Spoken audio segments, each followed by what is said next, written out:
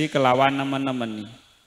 Falau sholat mongko lamun sholat sapa wong bi ghairi dzalika kelawan saliyane mengkono-mengkono al ilmu bidukhulil waqti lam tasiha mongko ora sah apa sholatuhu sholate man wa in sodifa senajan ngepasi apa wa in sodafa senajan ngepasi apa sholat bi ghairi dzalik al waqta ing waktu.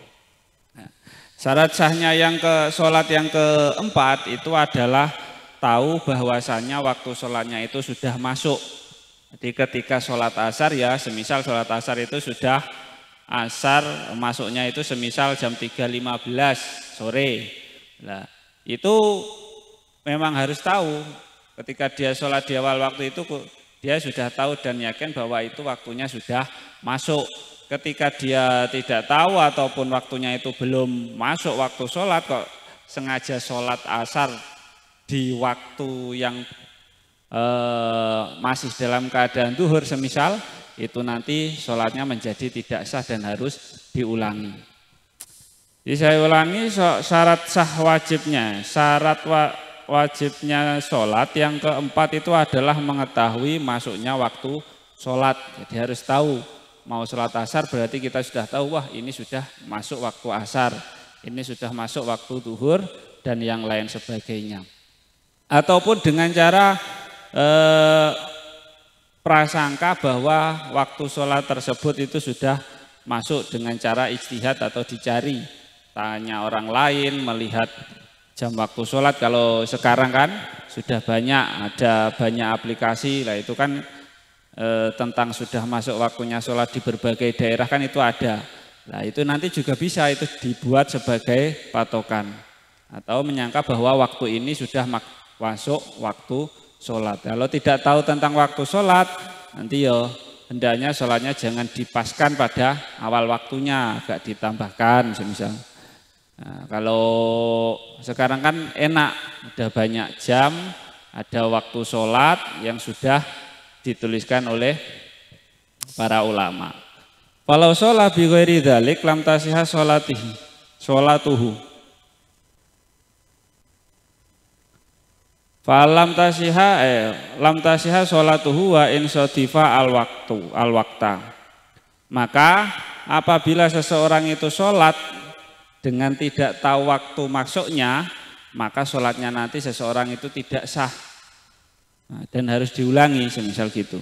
Walaupun waktu yang dia pakai itu sudah tepat.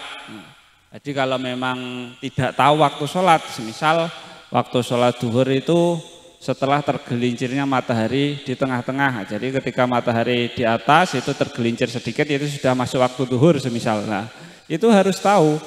Kalau tidak tahu maka nanti dampaknya bisa sholatnya itu tidak sah.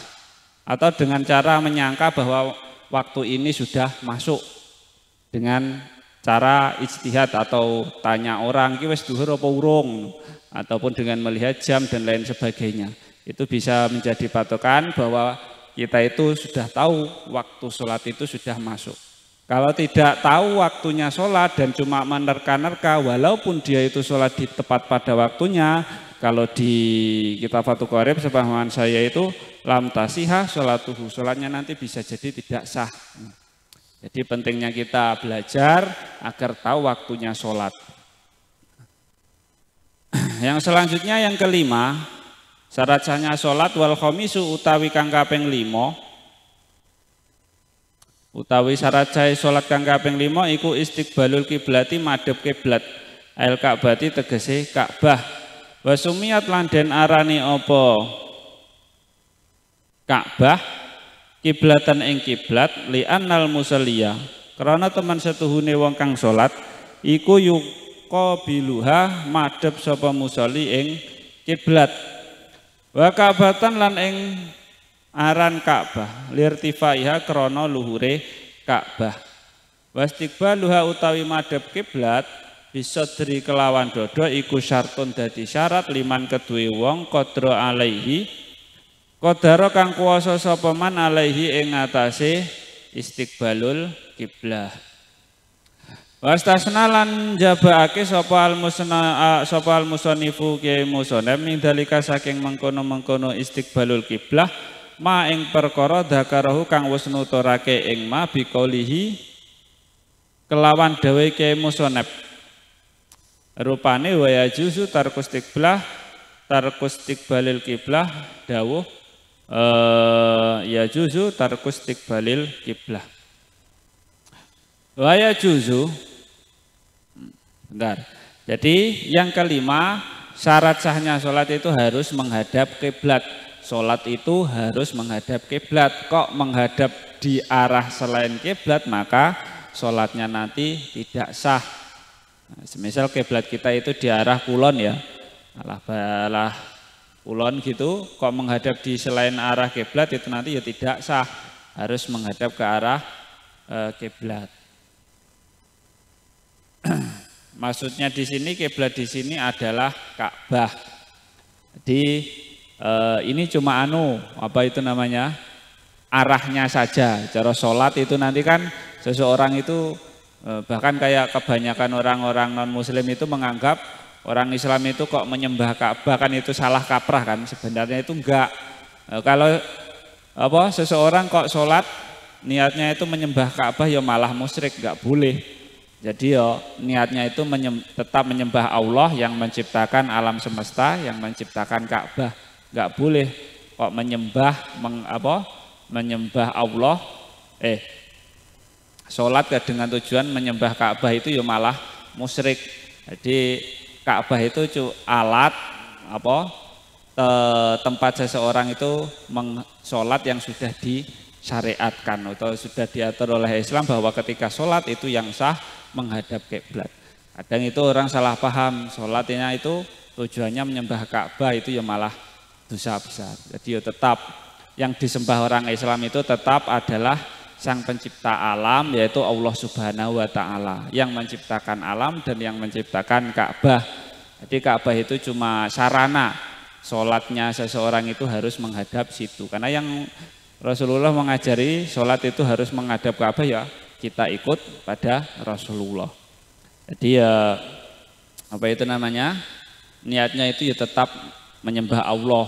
Ka'bah itu cuma arah yang diajarkan oleh Rasulullah ketika seseorang sholat itu harus menghadap kiblat. Jadi saya ulangi, syarat sahnya sholat yang kelima itu adalah menghadap kiblat. Nah, kiblat di sini, maksud kiblat di sini adalah Ka'bah. Dan kiblat itu dinamakan Ka'bah itu saya ulangi, kiblat itu dinamakan dengan al-kiblat karena sesungguhnya seseorang itu sholatnya itu menghadap pada tempat tersebut, arah sholat, dan menghadap Ka'bah karena untuk memuliakan Ka'bah. Wastiqbaluha, dan yang wajib menghadap itu apa? Yang wajib menghadap itu adalah dadanya.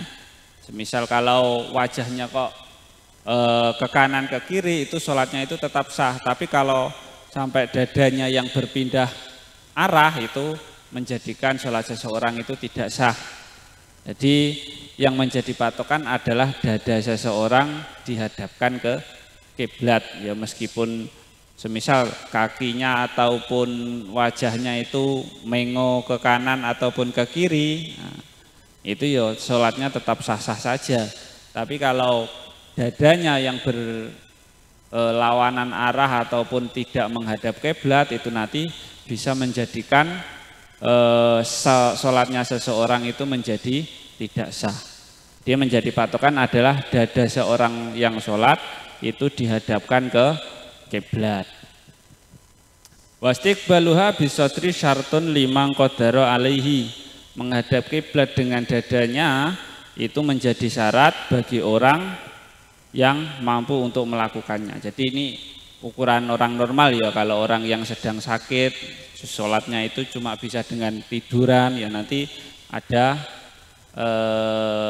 kriterianya tersendiri. Tapi kalau sholatnya itu dengan